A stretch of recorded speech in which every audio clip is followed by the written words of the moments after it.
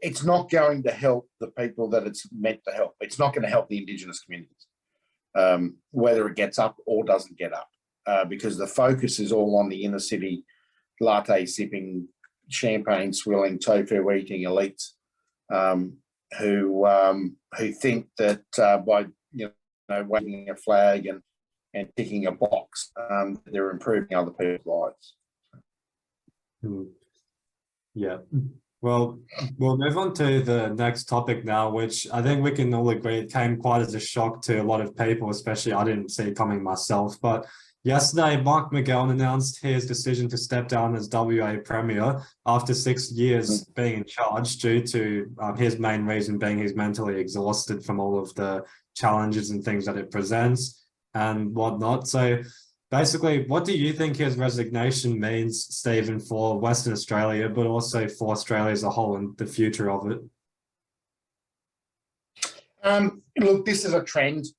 We're starting to see a trend with all these COVID authoritarian premiers and prime ministers and world leaders, that they're all quickly being retired. They're all quickly being given cushy jobs, or they're being hidden, because they know that once the wave gets through of the opposition's getting into place, there'll be then inquiries into them and possible political damage could come of it for other people.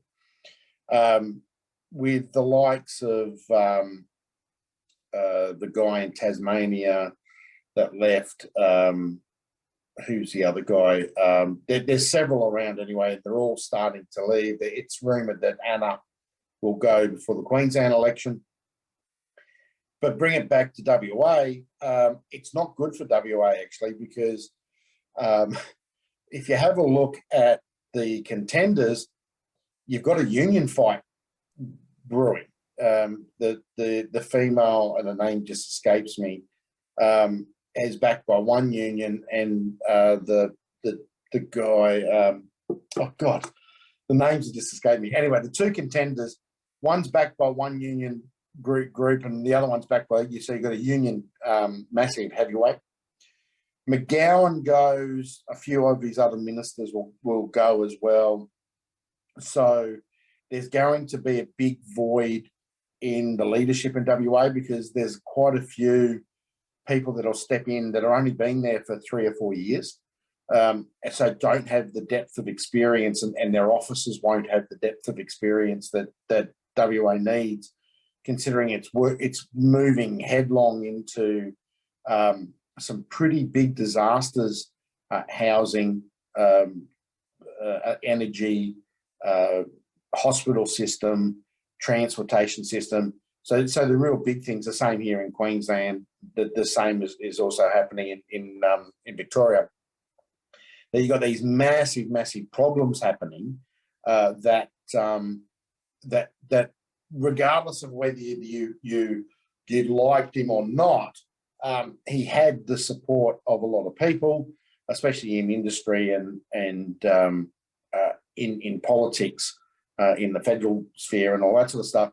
So it would have been easier and a lot smoother for WA. So where am I going here?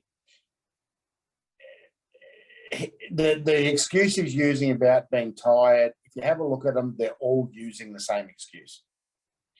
So this is all coming from one central playbook. Jacinta Ardern used the same thing. What's his name in Tasmania used the same thing. The leader in, who was it? The one that went in, was it Finland or Sweden or somewhere where it went, they were using the same line. I'm tired. It's taken its toll and all that. So they're all being coached from central casting, and it's all part of the trend and the plan to move these people out of the spotlight so they can bring a new wave of authoritarians through, so that then they can keep going on with their next plan. So watch this space on what happens. If Anna goes shortly, which I expect her to do, expect Albanese to go to an early election. Because what's going to happen is if Anna goes up here and now McGowan's gone, you've got a new Premier in New South Wales, what will happen, and you've got a new Premier in South Australia, what will happen is the support for Labor will start to slide, right? Especially coming into the big elections coming up, Queensland, WA, because WA's got an election coming up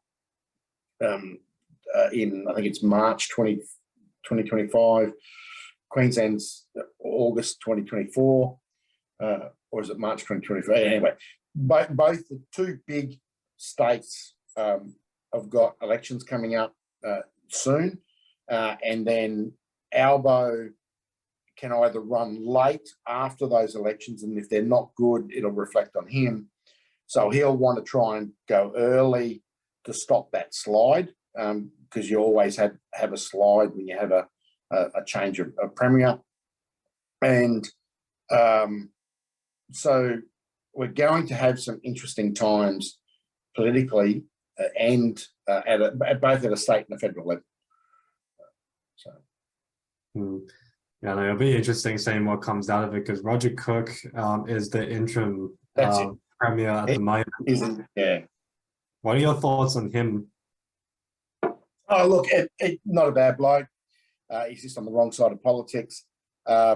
He's been there for quite a while.